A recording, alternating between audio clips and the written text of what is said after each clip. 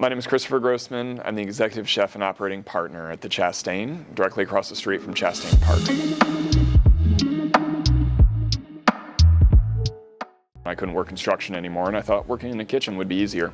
I'd always been the chef for my friends, and dumb luck happened along the way. I knocked on a restaurant. It was not a good restaurant. Went in to apply for a dishwasher position. It was never really a career option, I guess, for me. We decided to move to Atlanta, just because we wanted to leave Michigan for someplace warmer, and that's when I knocked on Jerry's door at Aria, and that was kind of what I still intended to go back to school at that time.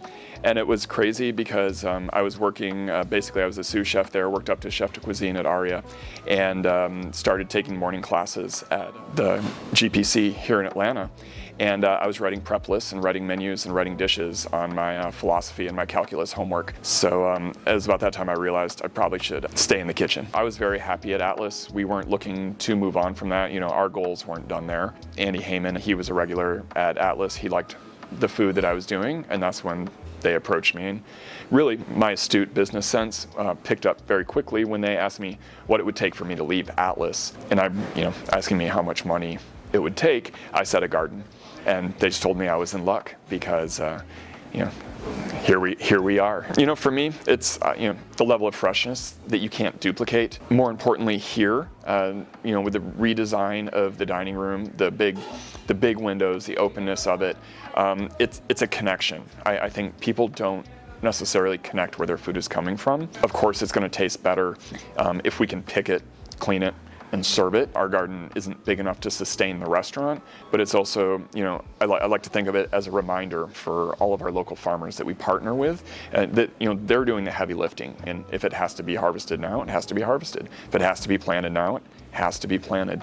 And I think having the garden here allows the diners to see that, and they have a little bit more of a connection to where their food is coming from. Our menu starts with what is available from the farms. It can be a little demanding, is the way I would put it, because when something is no longer at its peak or its prime, we stop, we move on. What are you growing now? Sometimes we don't find out until the morning of that, okay, we thought we were going to have this, we don't have it, it's not the quality, or it's just not there anymore, it got too cold last night.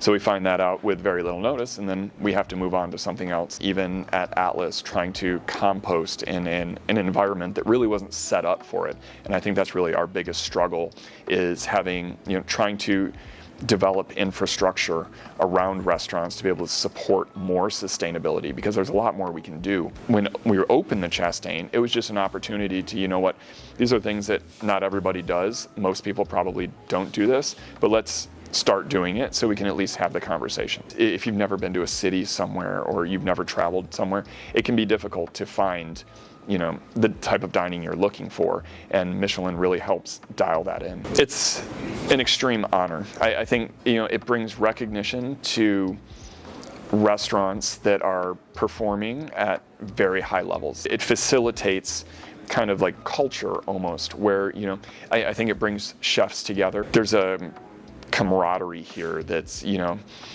don't see that everywhere, just like that openness and the communication between chefs. It feels like a big city, but a very small world.